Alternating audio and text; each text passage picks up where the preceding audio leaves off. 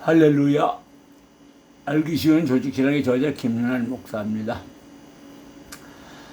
저는 이 코로나 후유증이 너무나 독해가지고 지난주에는 목구멍이 콱 박혀서 말소리가 나오지 않아서 방송을 못했습니다. 오늘 또 제대로 되라는지 모르겠지만 좀 듣기가 거북하더라도 이해하시고 들어주셨으면 감사하겠습니다.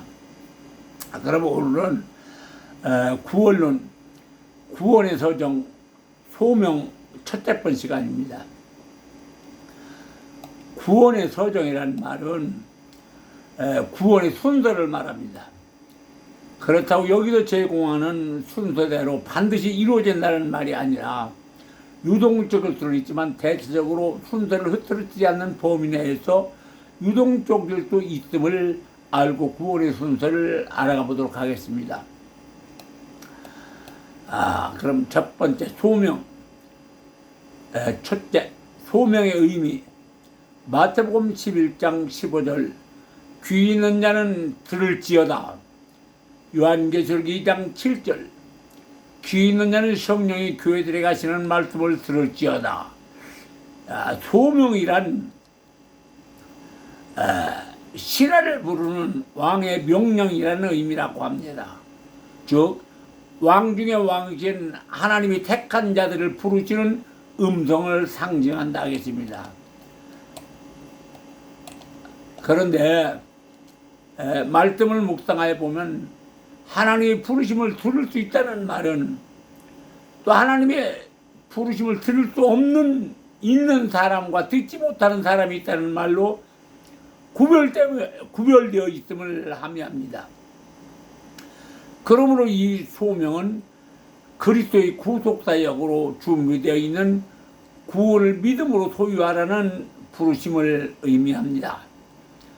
귀 있는 자는 들을지어다. 즉 준비되어 있는 자는 천국잔치에 참여하는 말씀과 같은 동의어입니다. 그러므로 말씀을 듣고 천국잔치에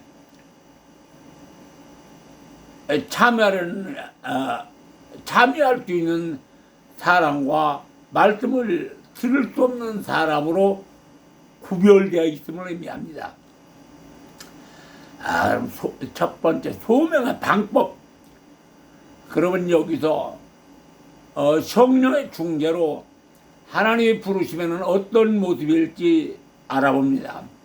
요 앞전에도 말씀드렸지만 누가복음 15장 10절 이하에 있는 일명 돌아온 탕자의 사건을 묵상해 봅니다.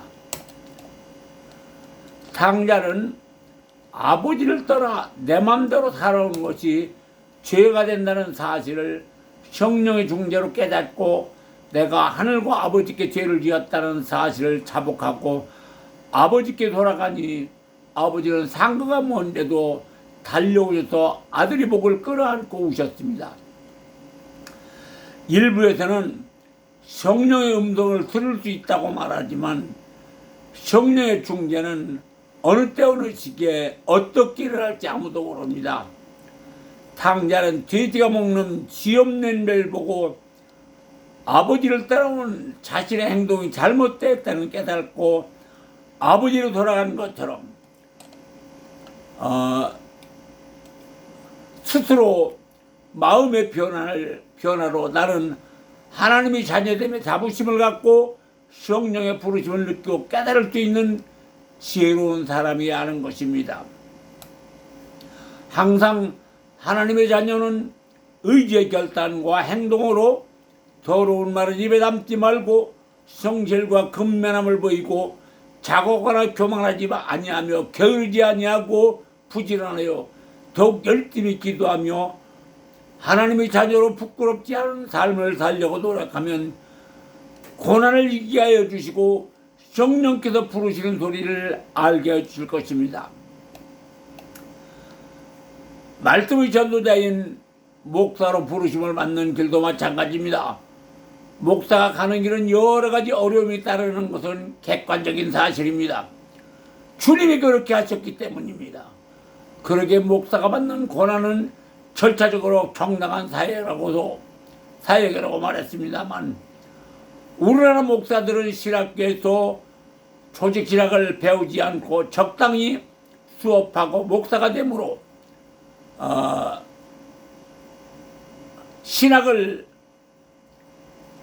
관념적으로 생각하고 신비주의와 기복성에 매달리고 있기 때문에 질서가 없고 구원의 확실성이 없습니다. 목사가 되면 고령사업이 아니라 형질경제만 매달리고 있기 때문입니다. 신앙생활이 결국은 누구나 천국에 가고 싶다고 다 가는 것이 아닙니다. 성령께서 모든 백성들을 향해 천국으로 오라고 공개적으로 부르시지만, 부르심을 듣고 나도 예수 믿고 천국에 가야겠다는 의지의 결단을 하고 교회로 발걸음을 옮겨 수고의 떡을 먹으려는 결단을 하는 사람이라야 구원을 받을 수 있습니다. 그럼에도 하나님이 누구누구를 지목하여 불러내 구원하신다는 것은 관념적인 믿음과 비약된 논리입니다. 많은 사람이 예수의 부르는 소리를 육신의 연락 때문에 알지 못하고 그냥 넘기는 것입니다. 마태복음 22장 14절, 청함을 받은 자는 많되 택함을 입은 자는 적으니라. 이 말씀을 묵상하면서 세상을 바라봅시다. 세상에는 수많은 종교가 있고 그 종교를 믿는 사람들의 믿음도 관념적이지만 결과는 천국입니다. 그러나 하나님은 그것은 그 사람들의 생각이지 진실 아니라고 말씀하십니다. 사도행전 4장 12절, 다른 이로서는 구원받을 수 없나니 천하 인간에게 구원을 받을 만한 이름을 예수 그리스도 외에는 다른 이름을 준 일이 없음이라 말했습니다. 그래서 저는 사람을 창조하시는 하나님이시고 영혼의 주인은 하나님이시니 말씀 밖으로 나가 세상적인 말을 끌어다가 사람들을 미혹하지 말고 복음의 바른 진리를 알아야 한다고 주장하면서 소명의 방법을 알아보면서 여러분과 함께 은혜를 나눠보겠습니다. 계시를 통한 소명. 첫째, 하나님은 자존자로서 계시를 통한 소명입니다. 출애굽기 3장 14절, 하나님이 모세에게 이르시되 나는 스스로 있는 자니라 라고 하시는 말씀은 스스로 계신 자라는 말씀으로 그분이 하신 말씀 안에서 복음을 만들어 전파라는 말씀입니다. 계시와 그 유형들. 첫째, 섭리와 소명. 로마서 1장 20절, 창세로부터 그 보이지 아니하는 것들 곧 그 영원하신 능력과 신성이 만드신 만물에 분명히 보여 알게 되나니 그러므로 저희가 핑계치 못할 것이니라. 자연의 이치를 보고 하나님이 소명에 응답하는 자는 하나님이 섭리를 스스로 알게 되는 사람이 되어 장래일은 하나님이 책임져 줄 것이며 평화로운 삶이 보장받게 될 것입니다. 두 번째, 역사적 소명. 사도행전 17장 26절, 인류의 모든 족속을 한 혈통으로 만드사 온 땅에 거하게 하시고 저희 연대를 정하시며 거주와 경제를 하나셨으니. 종교의 액자 마틴 루터는 하나님이 보잘것없는 신비였으나 하나님이 특별한 선택으로 교황 측이라는 거대한 권력이 앞장서서 싸워가지고 종교계를 이뤄내는 위대한 승리자로서 역사적 소명에 신명을 바친 사람이 되었습니다. 세상을 하나님의 뜻에 따라 변화시키는 것은 하나님의 영역입니다. 인류의 모든 역사가 하나님의 예정 안에서 섭리하심으로 진행되는 것은 지역이 다르고 인종이 다르고 혈택이 다르고 특성이 다르지만 그 지역 특성에 맞게 삶의 윤리와 규례를 만들어 지키게 하여 죄악의 창궐을 막고 모든 사람의 평등에 달해야 할 권리가 있음을 인지하여 삶의 기쁨을 얻게 하고 삶의 규례와 윤리를 세워 섭리하시는 하나님이심을 믿으시기 바랍니다. 세 번째, 빛으로의 소명, 개인 우리의 부르심입니다. 요한복음 1장 9절, 참빛 곧 세상에 와서 각 사람에게 비치는 빛이 있었나니, 이는 전도를 통하여 각 개인에게 대한 하나님의 부르심입니다. 어떤 사람은 전도하고 복음을 돌려주어도 시큰둥지나가지만 어떤 사람은 마음의 찔림을 받고 하나님을 믿으려고 마음의 결단을 내려는 사람입니다.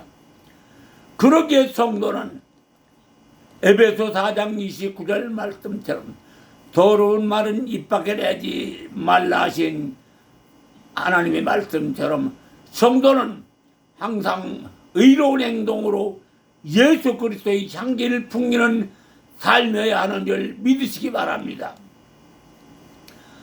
네 번째, 양심으로의 소명, 로마서 2장 14절로 15절, 율법 없는 이방인이 본성으로 율법의 일을 행할 때는 이 사람은 율법이 없어도 자기가 자기에게 율법이 되나니, 이런 이들은 그 양심의 증거가 되어 그 생각들이 서로 송사하며 혹은 변명하여 그 마음에 새긴 율법의 행위로 나타나느니라. 이런 것들은 소위 자연적 율법 혹은 양심이라고 말합니다. 사도 바울이 말한 대로 자연적 율법, 즉 양심에 의하여 인간 행위의 바른 표현을 배우는 것은 참 아름다운 모습입니다. 이와 같은 것을 무슨 목적 때문에 율법에 관한 지식이 인간에게 부여되는지를 고찰해 본다면 양심으로의 부름이 인간들을 이성과 진리의 목표로까지 인도하여 줄 것입니다. 로마서 12장 12절, 무릇 율법 없이 범죄한 자는 또한 율법 없이 망하고 무릇 율법이 있고 범죄한 자는 율법으로 말미암아 심판을 받느니라. 이 말씀은 양심으로의 부름 곧 스스로 믿는 자를 말합니다. 결과적으로 양심의 부름을 알면서 돌아오지 않는 자는 멸망하나 양심으로 소명을 듣는 자는 뉘우침으로 용서를 받고 더 좋은 삶으로 나아갈 것입니다. 데살로니가후서 2장 14절, 이를 위하여 우리 복음으로 너희를 부르사 우리 주 예수 그리스도의 영광을 얻게 하려 하심이라. 양심을 통하여 스스로 변해가는 실물 소명과 계시된 말씀을 통하여 계시 소명의 있음을 구분할 수 있게 하십니다. 두 번째, 실물 소명에 대한 이해. 누가복음 12장 1절, 그동안에 무리 수만 명이 모였는데 서로 밟힐 만큼 되었더니 예수께서 먼저 제자들에게 말씀하여 가라사대 바리새인들의 누룩 곧 외식을 주의하라. 누가복음 17장 11절로 19절까지의 말씀에는 예수님의 10문둥병자를 고쳐주셨지만 돌아온 것은 사마리아 문둥병자 한 사람이고 유대인 9명은 떠나갔습니다. 말씀을 묵상하여 보면 눈으로 보이는 것만 믿고 따르는 사람들로 예수를 관념적으로 믿는 사람들입니다. 저는 며칠 전 방송을 보니 서울의 대형교회 목사님들이 경기도 화성 신설산 기도원에 모여 4차원 영성 포럼이라는 주제로 매주 세미나를 한다는 보도를 보았습니다. 이는 과거 조용기 목사가 주창한 삼중축구가 4차원 영성 신학을 말하는데 4차원 영성실학이란 생각, 믿음, 꿈, 말을 잘하면 3차원의 세상으로 변화시킬 수 있다는 주장으로 과연 이것이 4차원 영성실학이라는 말로 우리나라의 관념적인 신앙을 포장할 수 있을까요? 세상을 변화시키는 일은 하나님이 살려기라고 이미 앞에서 말한 바 있습니다. 초기 기독교 종주국이었던 아프리카 기독교가 왜 멸절되었는가를 연구해보고 대형교회 목사님들이 신학교에서 학생들에게 조직제학을 가르치고 또 그들을 교육하는 데 투자하여 목사들을 배출하게 한다면 지금 당장은 보이는 것이 없겠지만 그러나 그 길은 한국 개신교의 미래를 열어가는 지름길이 되고 후대의 이름을 남기는 결과를 가져오는 길이 될 것이라고 믿습니다. 내가 목회에 성공했다고 어줍지 않은 어록을 남기는 행위는 하나님이 기뻐하지 않을 것입니다. 히브리서 5장 13절 14절 대저 젖을 먹는 자마다 어린아이니 의의 말씀을 경험하지 못한 자요 단단한 식물은 장상한 자의 것이니 저희는 지각을 사용함으로 연단을 받아 선악을 분별하는 자들이니라. 이 말씀을 깊이 묵상하여 보고 관념적 신앙에 매달린 사람들은 하루빨리 탈출하여 복음의 진리를 알고 거듭나기를 기원하겠습니다. 세 번째, 특별계시와 그 유형들. 첫째, 말씀을 통한 계시 소명. 로마서 11장 29절 하나님의 부르심에는 후회가 없느니라. 말씀을 통한 계시 소명은 다시 죄인들에게 복음을 전하는 외적 소명과 인내를 중생으로까지 인도하는 내적 소명으로 분리할 수 있습니다. 실물 소명과 같은 것으로 그리스도의 복음을 전해 듣고 역사가 일하는 것을 보기는 봐도 성령에 중재시키는 역사가 뒤따르지 않으면 구원에 이르지 못합니다. 고린도전서 1장 24절 오직 부르심을 입은 자들에게는 유대인이나 헬라인이나 그리스도는 하나님의 능력이요 하나님의 지혜니라. 누구든지 천국잔치에 오라고 부르시고 참여하라 했습니다. 이는 보여주어도 오지 않는 자들이 많아도 하나님은 후회하지 않으시겠다는 것입니다. 그러나 부르심을 받고 돌아온 자들에게는 그리스도에 대한 단순히 인식하는 차원을 넘어 중생, 즉 거듭남으로 구원의 길로 인도한다는 것을 알게 하여 주실 것입니다. 두 번째, 내적 소명. 사도행전 16장 14절 두 아들에서의 자주장사로서 하나님을 공경하는 루디아에게 마음을 열게 하시어 바울을 청조하게 하시니라. 예수 그리스도를 믿고 믿음으로 중심이 변화된 모습이 표적이고 표적은 지혜로서 그 지혜는 누구나 상관없이 하나님 안에서 말씀을 듣고 감동으로 참된 생명을 얻는 생활로의 여정이 시작되는 것입니다. 이는 과거의 단절이고 새로운 삶의 여정이 시작되는 것입니다. 계시 소명에서도 성령께서 함께 하실 때 성원의 확철성이 있을 것입니다. 그러게 성령의 조명을 받는 인간의 생각이 눈으로 보고 귀로 듣고 마음속에서 내적 변화가 일어나면 내적 소명을 받아 성령께서 충재하시기 때문인 줄 믿으시기 바랍니다. 네 번째, 외적 소명이란 첫째, 하나님의 외적 소명을 받은 자. 요한복음 3장 36절 아들을 믿는 자는 영생이 있고 아들을 순종치 아니하는 자는 영생을 보지 못하고 도리어 하나님의 진노가 그 위에 머물러 있느니라.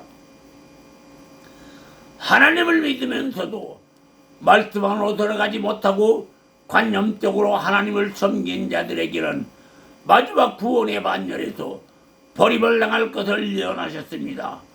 신앙생활에는 교회 생활만 하는 사람들, 그리고 이를 방기한 목사들, 자기의 직무에 충실하지 않은 모든 사람들은 하나님의 심판에서 자유로울 수가 없다는 말씀입니다. 요한계시록 12장 1절로 2절, 내가 지팡이 같은 갈대를 주며 말하기를, 이러다 하나님이 성전과 제단과 그 안에서 경배하는 자를 청량하되 성전 밖바닥은 청량하지 말고 그냥 둬라. 이것을 이방인에게 주었은즉 저희가 거룩한 성을 42달 동안 짓밟으리라. 사도행전 1장 46절, 바울과 바나바가 하나님의 말씀을 마땅히 너에게 전할 것이로되 너희가 버리고 영생 얻기에 합당치 않은 자로 자처하기로 우리가 이방인에게 가노라.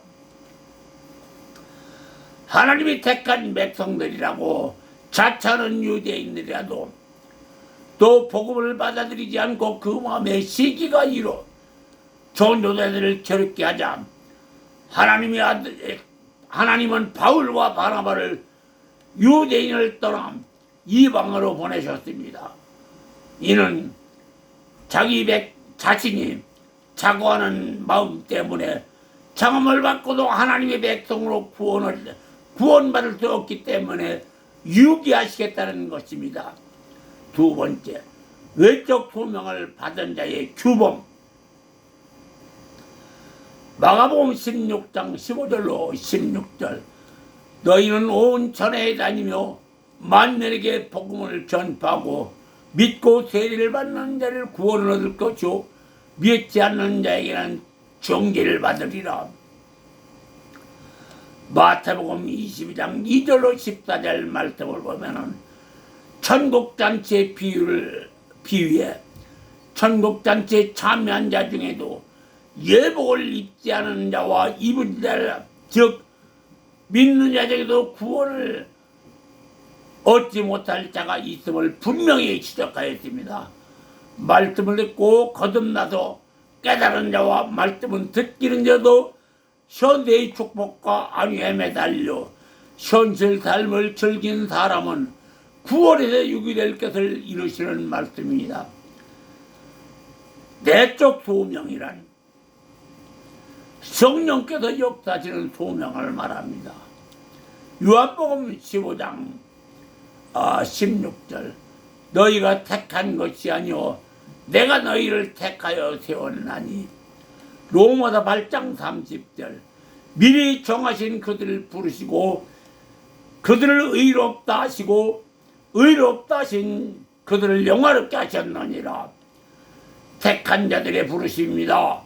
이미 예정하심의 뜻을 따라 부르심을 받고 예수 그리스도의 사랑 안에서 삶의 진정한 행복이 무엇인가를 알게 하여 육신의 연락을 밀어넣기 던져버릴 때 하나님은 그 사랑 안에서 예수 그리스도의 축복을 알게 하여 영원한 행복의 비밀을 알게 하여 주실 것을 믿으시기 바랍니다. 사랑하는 성도 여러분, 그리고 목회자 여러분, 우리는 구원의 소정을 한 단계 한 단계 배워가면서 나 자신의 신앙 과정을 스스로 알게 될 것입니다. 어떤 목사님은 우리나라 기독교인들 99%가 모르는 구원의 3단계를 알려주겠다고 말하지만 갈빈의 기독교 강요나 누구가 집필한 조직질하게도 그런 말은 없습니다. 구원을 헛되이 듣지 마시고 더욱 열심히 배우고 익혀서 여러분 모두는 흔들리지 않는 믿음으로 구원을 이루심으로 여러분의 교회와 가정에서 참된 평안을 누리시기를 예수님의 이름으로 축원해 드립니다. 아멘. 오늘은 여기까지만 하겠습니다. 지금까지 김난 목사였습니다.